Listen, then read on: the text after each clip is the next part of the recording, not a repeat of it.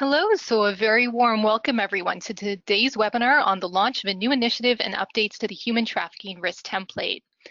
This is the second webinar hosted by the HTRT Development Committee. So my name is Sarah Carpenter and I'm the co-chair of the Development Committee for the HTRT. In my daily work, I'm a senior business and human rights analyst with Assent Compliance, which is a data management solution provider for the compliance industry. In this role, I help companies tackle risks of slavery and human trafficking throughout their global supply chains. Prior to joining Assent, I helped improve labor rights in the garment sector of Bangladesh with the UN's International Labour Organization. And I also have experience supporting a number of rights-based international non-governmental organizations. So I am joined today by Michael Littenberg, who's also a member of the HTRT Development Committee. In his daily work, he is a partner with Ropes & Gray, a global law firm with 11 offices worldwide.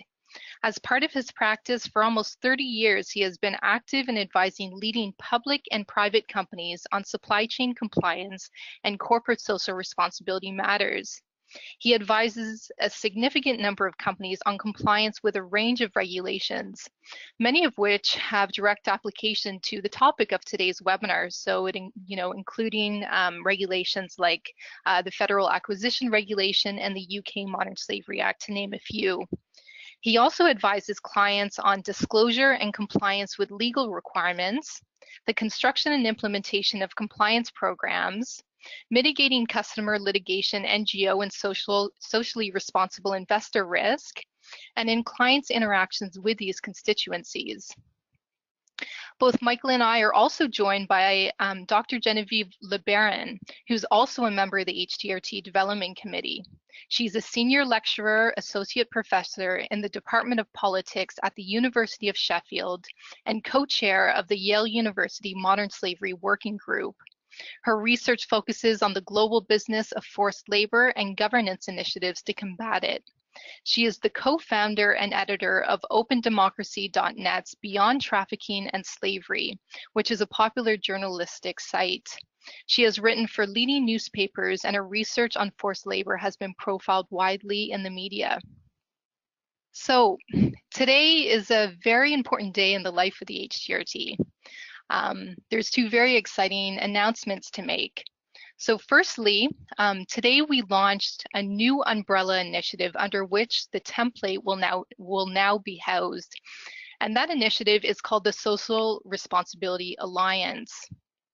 Secondly, and you may have guessed this actually already from the banners in today's webinar and some of the language included on the previous slide, but we also released version 1.2 of the template, which includes a number of improvements, one of which is a change in the template's name. So as Michael, Genevieve, and I will discuss later in today's webinar, the template is now named the Slavery and Trafficking Risk Template, whereas previously, of course, it was the HTRT. So that helps to explain why you're now seeing STRT up on your slide deck. So before launching into a discussion on these two topics, however, Michael, Genevieve, and I will first discuss recent updates to the slavery and human trafficking landscape. And these updates, of course, are ones that are of relevance to organizations with long supply chains. We'll then turn our attention to the initiative, the one that I've just referenced now. I'll provide a very short, recap and introduction to the STRT for those who aren't familiar with the template, and we'll then turn our attention to an overview of the key improvements made between the previous version and the one that was released today. I always like to leave room and time for questions and answers, and this webinar, of course, is no different. So we'll close with about 10 to 15 minutes of questions and answers. You certainly don't have to wait until the end to submit your questions. Please feel free to submit them via the box on the right-hand side of your screen throughout the webinar, and we'll happily respond to them at the end of today's discussion. If for whatever reason we aren't able to get to your question during today's webinar, we'll follow up with a question afterwards. Today's webinar will also be recorded, and so you'll all receive a copy of the recording as well as the slide deck in the days to follow. Great. Okay, so now on to the first topic of today's webinar, which is recent updates to the slavery and trafficking landscape. Michael, I'm hoping you can launch off here. So the G20 issued a declaration in early July on sustainable global supply chains. What did this declaration say, and why does it matter to companies and other organizations with supply chains? Sure, and first, Sarah, thank you for inviting me to be here today. As always, it's a pleasure to be here with you guys and to be here with Genevieve as well. So the declaration that was issued by the G20 was done at their summit, which, as Sarah mentioned, was this past July, and I'll talk a little bit about the commitments that were made at the G20 summit. But to start, I think, just to talk a little bit about just the relevance or potential importance of this to companies, is I think it says a lot about how at least some countries are now thinking about supply chain human rights issues, and also where things may be headed over the medium term from a legislative or otherwise mandatory standpoint. So at the G20 summit, the member companies made several commitments to achieving, in their words, more sustainable and inclusive global supply chains. And I won't go through all of the commitments, but I want to hit on 5 of them in particular.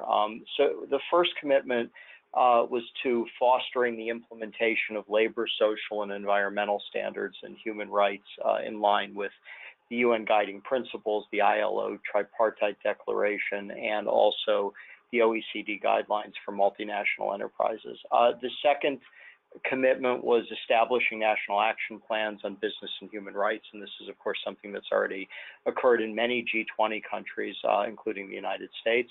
The third commitment was underlining the responsibility of business to exercise due diligence, which is something that many of you are grappling with in both mandatory and non-mandatory contexts. Fourth commitment, taking immediate and effective measures to eliminate child labor by 2025, which is probably somewhat ambitious, as well as forced labor, human trafficking, and all forms of modern slavery. And then finally, the fifth commitment that I want to highlight is supporting access to remedy and non-judicial grievance mechanisms, such as the OECD National Contact Point. And this is something that's been a big focus of the NGO community, and this is also one that's been implemented in a number of countries, including the United States. I'll also just mention that at the G20 summit, the G20 labor and employment ministers also adopted a declaration, and in many respects, it was of course aligned with the broader commitments of the G20 countries, but in some respects was more granular. And just to highlight a little bit from the declaration by the labor and employment ministers, they indicated that they're committed to immediate and effective measures, again, their words here, toward eradicating modern slavery and human trafficking in global supply chains. And then they also committed to promoting due diligence and transparency in global supply chains by communicating clearly their expectations of businesses, as well as welcoming initiatives to facilitate industry-wide due diligence and to harmonize audit standards.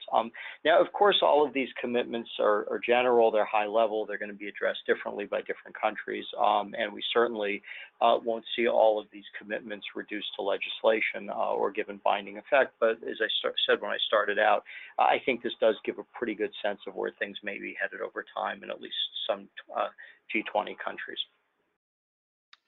Thank you, Michael. That was a really fascinating and informative overview. Thank you very much. Wonderful. Okay, so now on to Genevieve. Actually, I have a question for you. So we're used to seeing companies being put under the spotlight for how well they're tackling modern slavery in their own supply chains, but not necessarily higher educational institutions. I'm wondering if you can please speak to the new pressure we're seeing for universities to take action on these issues. Sure, and like Michael, I just want to say thank you so much for having me today. It's really a pleasure to be with you, Sarah, and all of you listening in.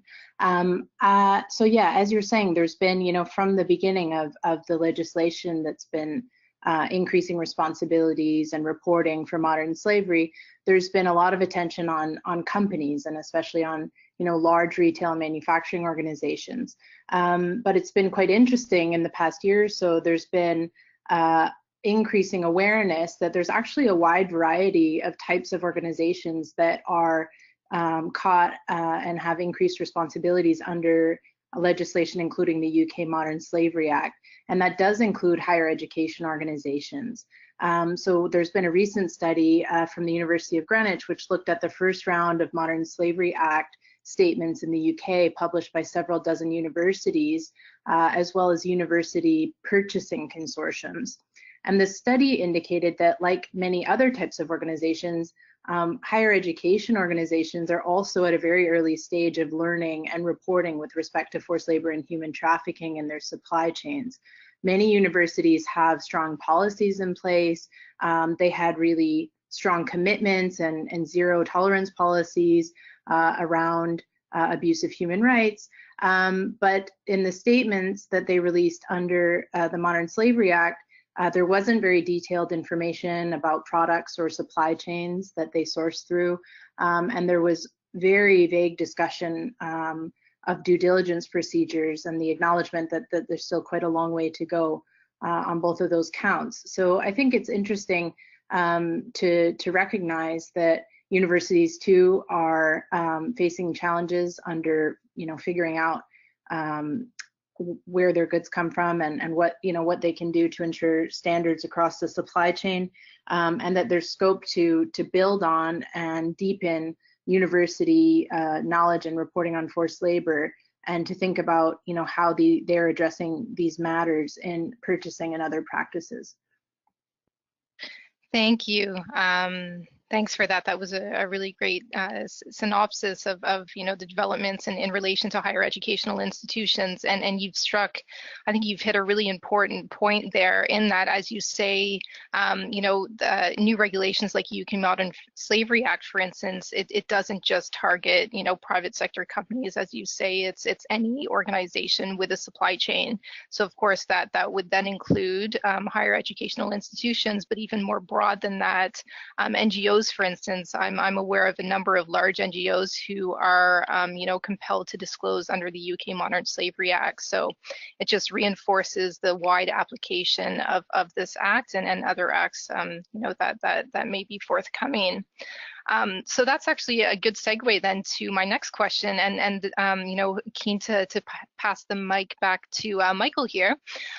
So the forthcoming Modern Slavery Act out of Australia, it's making headlines worldwide. I wonder if you could please speak to what's happening and what we can expect to see over the next few months. Sure. So this one is an even more recent development than the G20 declaration, although it's something that's been anticipated for some time. So last month, around mid-month or so, the Australian government put out a consultation paper, and in the consultation paper, they proposed the adoption of modern slavery legislation. And for those of you on the phone that are familiar with the UK and California modern slavery legislation, this one will also look familiar. It's based very heavily on the UK approach. In the interest of time, I won't go through everything that's in the consultation paper, but I do want to hit on some of the highlights of what's being proposed. So the Australian government is proposing a reporting threshold of not less than 100 million Australian dollars in total annual revenue, and that's approximately 80 million US as of today. As contemplated, the reporting requirement will apply not only to entities headquartered in Australia, but also to entities that have any part of their operations in Australia. So this will pick up a significant number of multinationals, and probably many of you on the phone today, just like many of you are picked up under the UK Modern Slavery Act. The entities that are subject to the reporting requirement would be required to report on their actions to address modern slavery, and not only their supply chains, but also their own operations. So similar approach to the UK Modern Slavery Act approach. And the Australian government is proposing also that the subject entities be required to report on substantially the same topics that are contained in the Modern Slavery Act. However, Under the Modern Slavery Act, reporting on the enumerated topics is optional, so they're guidance topics or potential topics, but they're not required reporting topics. The Australian government is proposing that the reporting criteria be mandatory. However, they would be high-level principles-based criteria, so companies would have the flexibility to determine the specific information to be provided under each of the criteria. And of course, companies would also be able to include information that's not required by the regulation in their statements, as well as many companies are currently doing under both the UK Modern Slavery Act and the California Act. Like in the UK, statements would be required to be approved at both the board level, and also signed by a director, and companies would also be required to publish their statements on their website. One of the things that the Australian government also is contemplating is a publicly accessible and searchable central repository for statements, on whether that's a government or a third-party repository. It's important to note that at this point, the government has only introduced a consultation paper, so we don't have draft legislation yet. That's expected to be introduced sometime during the first half of 2018. Between now and the end of the year, there's going to be a number of public consultation meetings in Australia. People can also submit comments online to the proposal made in the consultation paper. That comment period is open for another month or so. So I think it's important to keep in mind that the legislation may change from what's described in the consultation paper. Also, the timing of both the adoption of legislation as well as when statements the first statements will be due. That's something that's still to be determined. Last thing I'll just mention on this, Sarah pointed out, this is one that's been receiving a lot of press and a lot of attention. We actually just yesterday put out an alert on the Australian Modern Slavery Act, comparing it to the UK MSA in California. And that's something that is available on our website for anybody that wants it. If you just go to ropesgray.com and go to the publications page on that, you should be able to find it pretty easily. Super, thank you, Michael. And I'll see about circulating that paper actually at the same time as when we circulate the slides from today's webinar as well, so that attendees can have easy access there. Thank you for that. So you ended with a very clear, I think, call to action actually for people who are tuned in. You do have an opportunity, as Michael said, to submit comments on their drafts. So take advantage. Fantastic. Okay, so now actually back to Genevieve. One last question here for you before we move on to the next topic of discussion.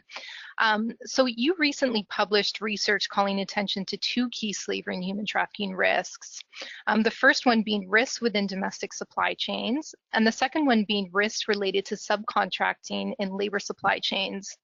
I'm wondering if you can please share with our audience the findings of your research and its implications for organizations with supply chains. Sure, I'd be really happy to share that with you. So this is research that I've conducted jointly with a couple of colleagues, Professor Andrew Crane at the Bath University Management School, Professor Jean Alain at Monash University Faculty of Law, and Ms. Laia Beb Bahani at Simon Fraser University in Canada. So we're a team comprised of a political scientist, a lawyer, a criminologist, and a business scholar. And our research is publishing one of the first studies that's looking at forced labor in supply chains within the UK. We focused on the construction and food industries. And the main finding is that companies, even with the best of intentions, are failing to prevent and recognize the risks of worker abuse domestically and in their labor supply chain, as you said, Sarah. And so I'll just briefly talk about each of these two risks domestically and the labor supply chain risks, in case it's helpful for those who are listening. In the first case, what we found is that for large organizations covered under the UK Modern Slavery Act and similar legislation, there's been a lot of attention lately to the risk of forced labor and trafficking in supply chains that are located overseas. This makes a lot of sense, and it's important given that, statistically speaking, the risk of severe labor exploitation, modern slavery, human trafficking are much higher in countries like India, China, Bangladesh than they are in countries like the UK, Canada, or the United States. But what we found is that research is that there are also risks of forced labor within domestic supply chains, and that includes in developing countries.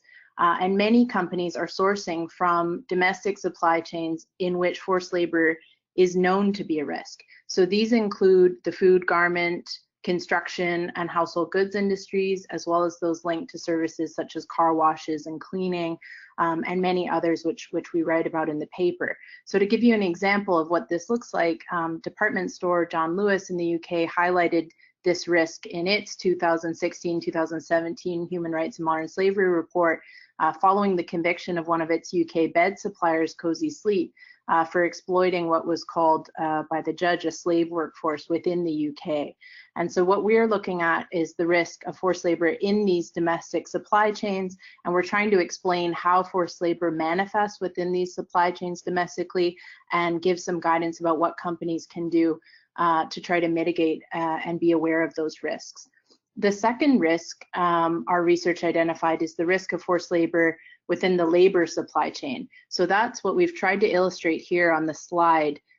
You'll see all of those boxes that go from P1 to P4 and then down into the dark L's. I'll explain those in just a minute, but essentially what we found is that most incidences of forced labor that are happening domestically are several steps removed from a supplier's core workforce. So it's a hidden problem because companies that rely on layers of outsourcing, subcontracting, and informal hiring of temporary staff are actually in the dark about the background of these staff. So returning to give you an example to the John Lewis case that I mentioned, they'd been conducting audits of that supplier and the supplier was passing the audits, and the use of forced labor was undetected because it came from informal recruitment along the labor supply chain, which doesn't tend to be looked at as well within processes that are currently set up to detect risk. So it's standard practice now for many responsible companies to understand supply chains of their products. So in this diagram, the P1 to the P4, but we need to start taking the same approach for staff so that we're understanding the risks of forced labor and trafficking within these labor supply chains. So to talk briefly about this diagram, this is a diagram of illustrating the patterns of forced labor in the food industry in the UK. And what we're trying to show here is that, maybe the audit or the different due diligence procedures are focusing on the P1 to the P4, so the supplier, the farmer, processor, retailer, essentially they're following the product, but that they may not be fully encompassing the labor supply chain. And that's problematic because the way that forced labor is getting into these chains has to do with informal labor subcontracting. And often, it's not just the sort of first level of it, it's several layers of labor subcontracting, often at a time of, say peak harvest season or when there's a temporary need for more workers and there's not sufficient attention to who these workers are and how they're being provided. So the key risk and challenge is that different agents will rarely, if ever, be formally documented as official suppliers, and so the audit trail typically overlooks them. And it's these labor chains that make forced labor practices seemingly invisible, even when the workers subjected to them are right in front of us, in the farms, factories, and construction sites that surround communities within countries like the UK. So to sum up, we are underscoring in our research the fact that while UK-based companies are ramping up efforts to combat slavery in overseas supply chains, there's a need to understand the risk of forced labor in supply chains that are domestic, especially around labor supply chains, and that is a similar phenomenon as the domestic industries located in the US, Canada, and across Europe. And finally, we need to really be looking at our processes for tracing and monitoring labor supply chains and making sure that those are fit for purpose in terms of being able to get down into these labor subcontracting relations through which forced labor tends to manifest. Super. Thank you so much for that. And I think you know what you've just reviewed there has really good application for those who have tuned in today's webinar with their own supply chains. To keep mind of these risks, as you say. So thank you so much for sharing that. Super. Okay, so now on to the next topic of today's discussion, which is the overview of the new umbrella initiative, the one that I had referenced at the start of today's webinar, and it's the one, of course, that the STRT will now be housed under. So very quickly, the name of this new initiative is the Social Responsibility Alliance, and there's a couple of things that I wanted to call out in reference to the name there. So you'll note the broad nature of the name, and this was done on purpose to allow the Alliance to grow and to expand its work without limitation alongside an evolving regulatory environment, as well as in consideration with changing stakeholder expectations. Another term that I wanted to call out here is the word responsibility. We chose that word because we felt that it served as an implicit call to action in and of itself in compelling organizations to promote labor rights as well as human rights throughout their supply chains. And then lastly, there the word alliance, which we chose in its clear projection of a joint effort by coordinated parties to provoke meaningful change on these issues. So moving on from there, we have our mission statement, which is to provide companies throughout the supply chain with the data tools needed to build socially responsible supply chains in response to regulatory requirements and stakeholder expectations. By facilitating the collection of human and labor rights data, we catalyze continuous improvement in global supply chains and the lives of those working within them. So this statement, of course, it focuses on our primary purpose, which is the provision of tools to companies of all tiers of the supply chain to help them make responsible sourcing decisions that are founded on data. And this actually brings me to a question that I wanted to ask you, Michael. I wonder if you could, tell our audience why we chose to focus on data tools here. Sure. And first, I just want to, give, a plug to Sarah as well as her other co-chair for really helping to direct the focus of the Alliance. Without Sarah doing this, we certainly wouldn't be anywhere near where we are today. So why the focus on data tools? Well, I think that this is an area where the SRA can do a lot to really help companies to efficiently and effectively implement their compliance programs, and not only looking at it from a strict compliance program perspective, but also help companies mitigate risk, which obviously then also has benefits for other stakeholders as well. As we've seen with conflict minerals, at most companies, data tools are critical to gathering information. They enable companies to gather data in an organized, consistent fashion. When a tool is widely used, it certainly also makes it easier for suppliers to provide data, and then data tools also have the added benefit of allowing data to be searched so that companies can more easily sift through the data to generate KPIs for internal use, for external use, as well as also allowing companies to identify risks so that they can then implement appropriate risk mitigation measures.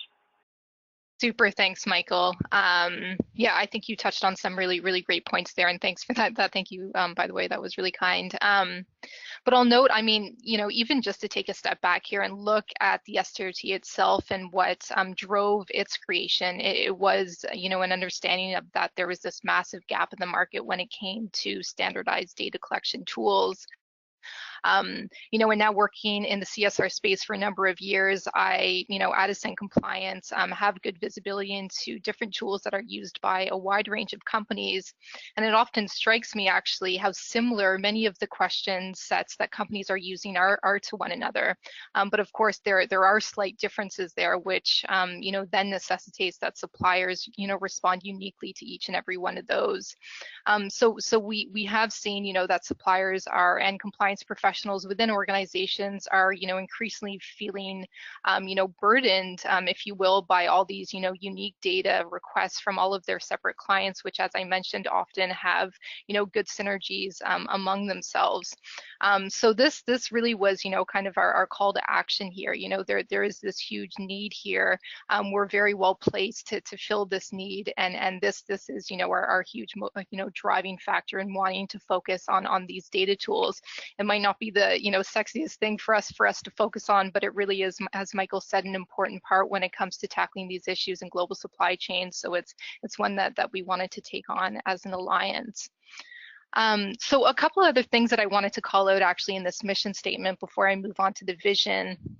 And they're as follows. So the one, of course, the first one is that this mission statement, it was drafted, with the understanding that organizations, they're driven, in taking action for a diverse range of reasons. Many companies are driven by changes in the regulatory environment.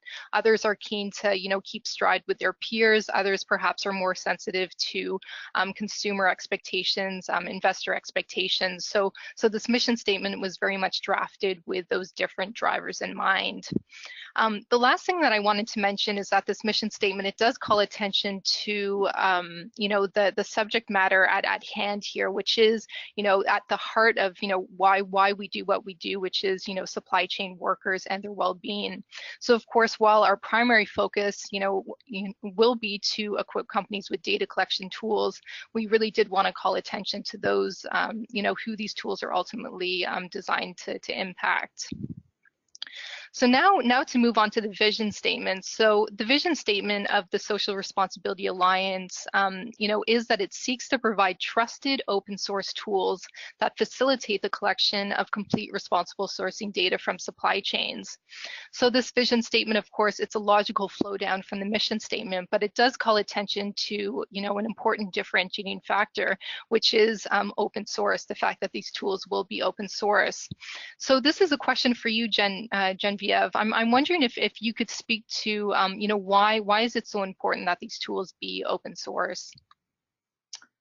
Sure. I think that's a great question, and please, you and Michael, feel free to also jump in here because you've been involved longer than I have. But my first thought is that it's really important for these tools to be open source so that there's transparency and accessibility. So that any organization who wishes to can have access to the tools and use them towards gathering data and improving socially responsible supply chains. Super, thanks for that. I think you've said it very well. As you know, the primary benefit of adopting a standardized template really comes through widespread adoption. Having these tools then be open source and available to a range of companies. So whether these are companies, for instance, who file their own data in filing cabinets, to ones who have systems on their own computers, to ones who use data management partners. So a wide swath of companies here, but at the end of the day, widespread adoption certainly is central to reducing the burden on supply chains, on suppliers rather, and having these tools be open source is an important strategy there in achieving that end. Michael, could you speak, I wonder if you could share with the audience, some, in terms, if you could speak to what's on the horizon for the Social Responsibility Alliance. What can they expect? What do we have ahead of us in the months to come? Sure. Well, I think whatever we have ahead of us is whatever you tell us we have to do. But seriously though, so I think in the near term, the members of the committee, as well as other stakeholders, are going to be getting together to develop a plan to expand the alliance work beyond just the STRT, or previously the HTRT, which was the initial focus. I think some of those details certainly remain to be worked out. But what we do know, I think, at this point, is that the Alliance's work is going to focus on data collection tools with a human and labor rights focus. What we still have to, I think, spend some time thinking more about and talking to stakeholders about is the specific coverage of future tools. In other words, whether the committee will ultimately decide to take a narrow focus with respect to human rights and labor rights issues. So, for example, limiting its work for the time being to potentially expand to data collection tools relating to child labor, or will it instead decide to take a more comprehensive approach, for example, by focusing on all the core conventions of the ILO? Personally, I suspect that the committee will probably land someplace in the middle so that it doesn't get so bogged down that nothing gets done. And then also, I think, there's a sensitivity that we certainly don't want to be duplicating what others out there are already perhaps doing well. So adding value where we can do it.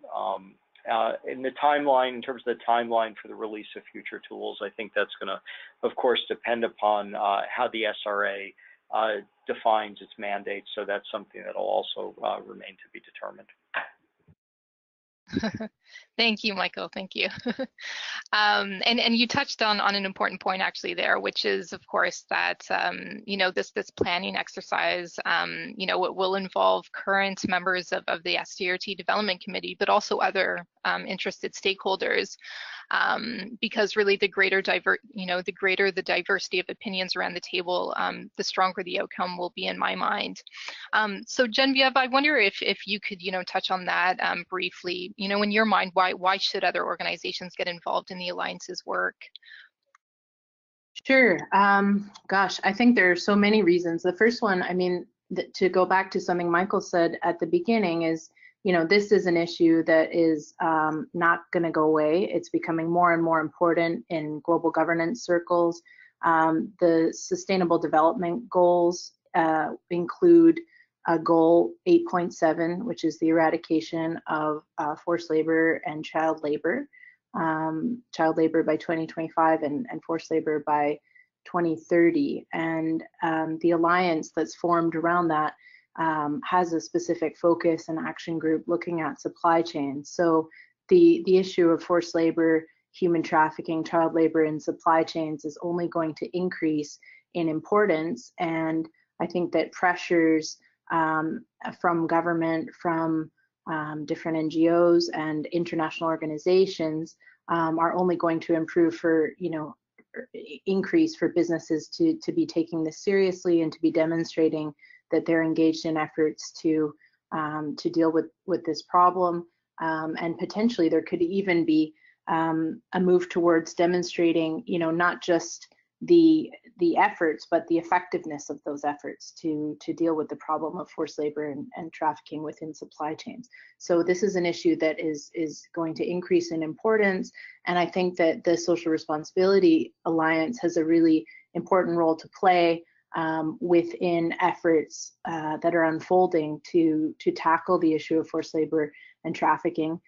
Data gathering is going to be a really, really important part of addressing forced labor in supply chains, both in terms of trying to understand risks and how to mitigate those risks, but also in terms of benchmarking to be able to look year on year at improvements and being able to look at what's working in terms of eradicating forced labor, child labor, and human trafficking from supply chains. So I think that it is something that that organizations should become involved in. Organizations have a number of different drivers and reasons, as you mentioned, Sarah, for becoming involved. But I think that the timing of the Social Responsibility Alliance and its efforts to expand its works, as you mentioned, are really, really well timed in terms of addressing a growing concern within global governance and many different states about these issues. Super. Thanks for that. Another thing I wanted to note, just to add to what you've just said there, is to again raise the fact that we really are at an important and interesting juncture in our history as an alliance, and that in getting involved, organizations, they have good scope to influence the alliance's direction, to influences the alliance's work. You know, I've certainly seen that in even, you know, putting forth, you know, developing the mission statement, vision, you know, the name of the alliance as well. Although it, you know, it was a process that was driven by myself and my fellow co-chair on the HTRT, or sorry, now STRT Development Committee, it was, you know, well informed by feedback that we received from other committee members. So we do operate on that model. It's a consensus-based model as an alliance. So you know, just wanting to reinforce the good opportunity that organizations have to get involved and to help shape the alliance's work. And of course, it's you know, beyond that, an excellent opportunity to connect with others within your field who are tackling these issues. I know that a number of members on our development committee, they gain, you know, benefit in speaking with other companies who are, you know, facing similar challenges as they are, so that they can share, you know, best practices and lessons learned. So there really is good opportunity for collaboration. Great. So I hope this has given everyone a good, you know, idea of the Social Responsibility Alliance. We've ended, you know, with a pretty strong call to action there. I encourage you to get in touch if you're interested in getting involved. In either case, we'll certainly, you know, keep you all updated as our work evolves and progresses. Okay, so now on to the next topic of today's webinar, which has to do with the next version of, you know, the newly released version 1.2 of the STRT.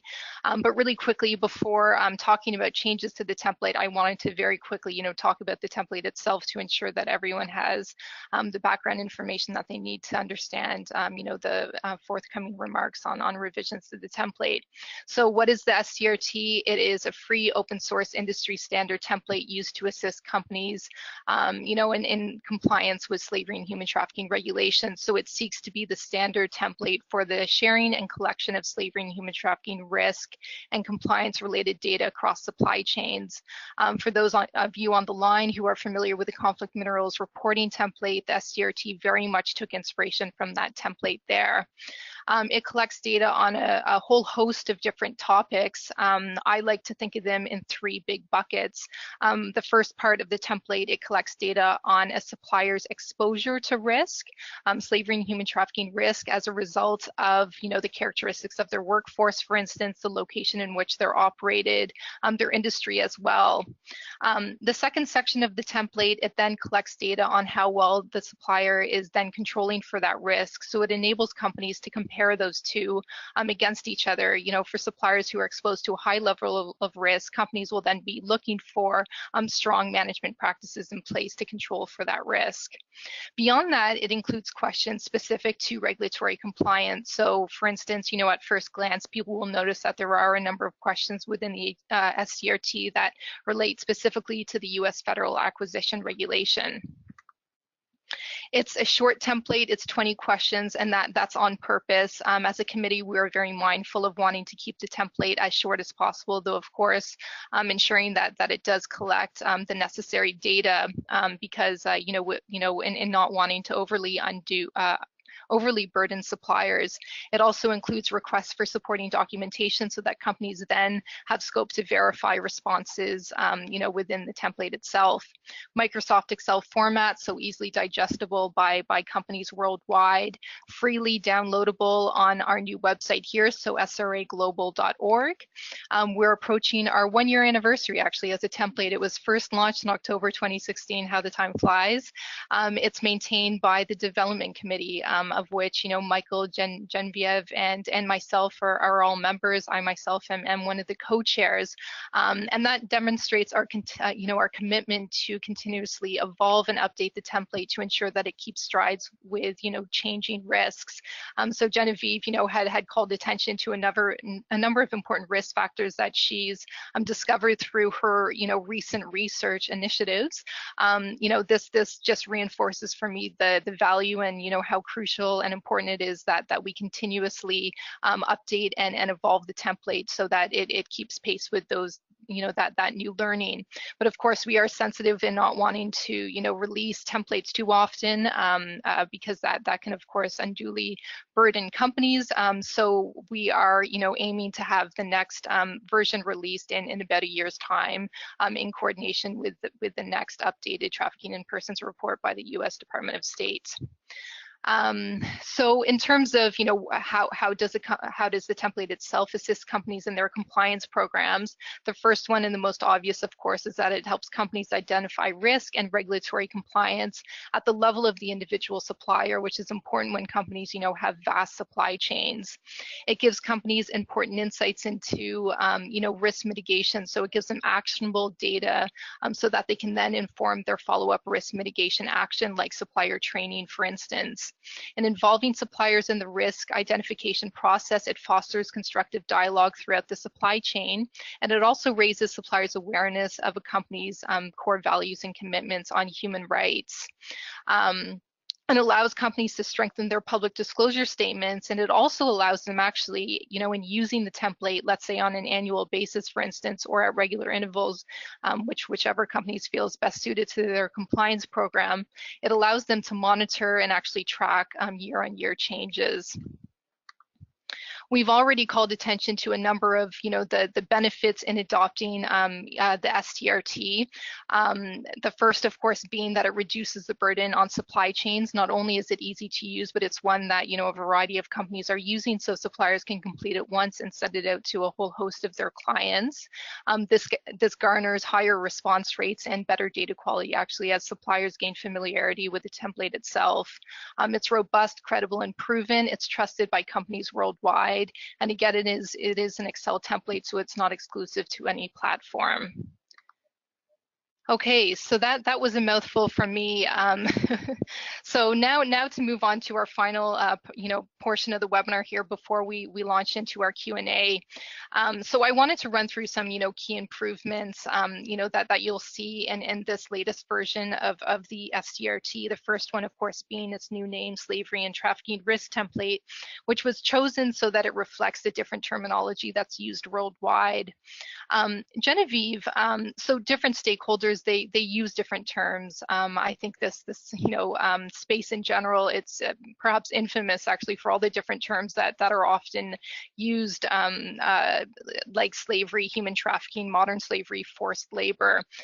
Could you speak to that briefly? I wonder if you could speak to us in terms of what is the difference really between these different terms, all the different ones that people have undoubtedly heard in their reading and in their discussions with other stakeholders. Yeah, absolutely. And as you say, these terms are used so interchangeably and so inconsistently that, we could have a whole webinar just on one of the terms, never mind, looking at slavery, trafficking, and forced labor. So to be brief, because I know we want to move to questions, I think, slavery is a catch-all term. It's the most imprecise of the terms that are used to talk about these forms of exploitation. It's used really in consistency within the media. The advantage of that term is that it's very broad. It's not clearly defined though within international law or within many different jurisdictions. But there have been efforts among lawyers and legal experts to define modern slavery in international law, which you're welcome to look at. They're called the Bellagio-Harvard Guidelines on the Legal Parameters of Slavery. They're more, too extensive to summarize here. So I think the best thing to think about is slavery is, the least well-defined, biggest catch-all term. Under that sort of umbrella of modern slavery is, our two terms, forced labor and human trafficking. And those are a lot easier to define. Forced labor is defined very straightforwardly in the International Labor Organization's 1930 Forced Labor Convention, which defines forced labor as all work or service which is exacted from any person under the menace of any penalty for which the said person has not offered himself voluntarily. So in other words, forced labor is work that people do that's involuntary, that's done under coercion or it's threat. And the most common forms of coercion are physical coercion, psychological, or financial. The ILO have provided a lot of guidance about how to define forced labor and how to identify it in practice. So that's all easily, accessible online. Human trafficking then is the key difference there is that it involves movement. So that concept's also defined in international law by the UN protocol to prevent, suppress, and punish trafficking in persons. And it has 3 key definitions, but essentially the big difference here is that it has to involve recruitment, transportation, transfer, harboring, or receipt of persons. So people need to move in order for trafficking to occur. They need to be moved through the threat or use of force or other forms of coercion. And the purpose of their movement in order to fall under this definition has to be for the purpose of sexual or forced labor exploitation or the removal of organs. So human trafficking is an act that is the movement of people through the use of coercion, and the purpose is of forced labor. So if you will, forced labor is part of the definition of human trafficking. But the key difference there is that trafficking always involves movement of people. Forced labor doesn't need to involve that in the same way. Super. Thank you for that. Great. That adds a lot of clarity, so thank you. Okay, so now on to our second key improvement here, which is languages. So the STRT is now available actually in multiple languages, 7 to be precise.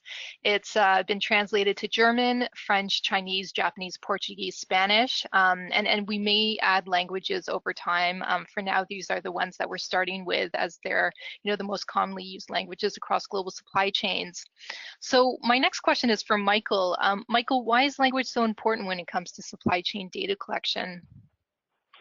Sure. Well, at least for those of us who are in New York, I'm sure it's different in Sheffield and in Ontario, in Ottawa, is we like to think that if we just speak louder, that people who don't speak English can understand us. Of course, we all know that that's not the case, and in any event, that doesn't work particularly well with a questionnaire that's in writing. So, in order to enable to help ensure that suppliers complete requests, I think it's very important that you have reporting templates, instructions, training materials that are available in key local languages.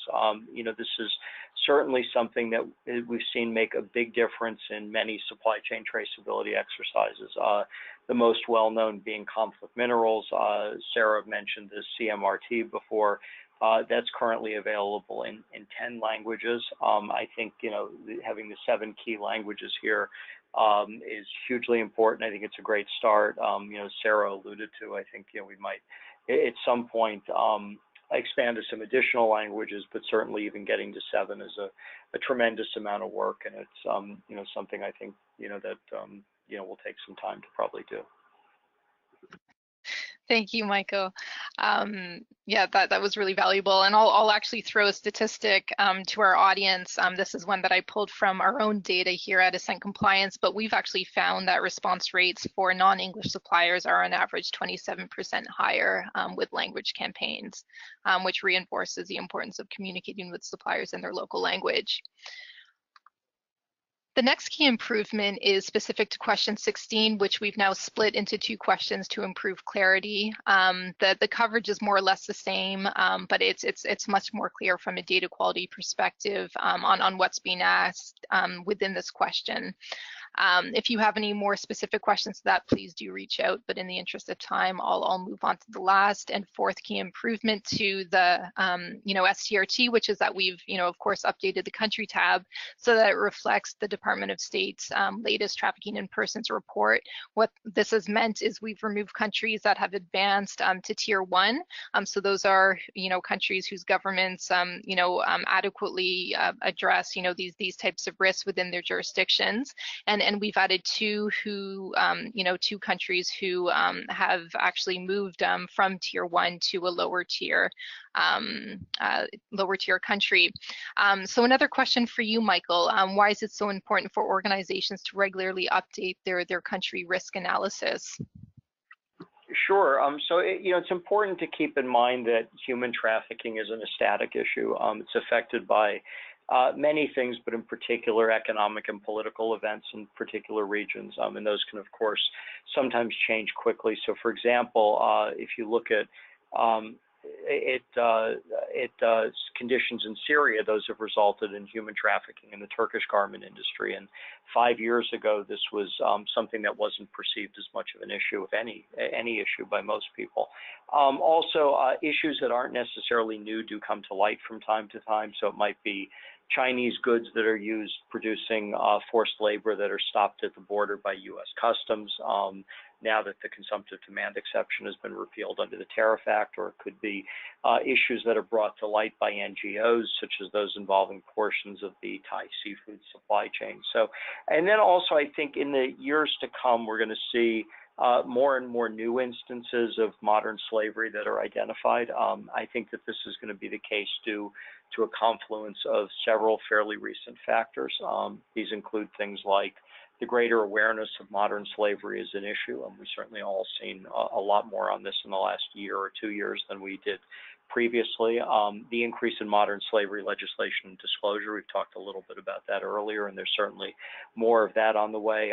It's also become easier to document and raise issues in a world that's connected by smartphones. And then also now there's a zero tolerance policy at many large companies around these sorts of issues. So I think all of this advocates for an ongoing and flexible compliance effort around this issue.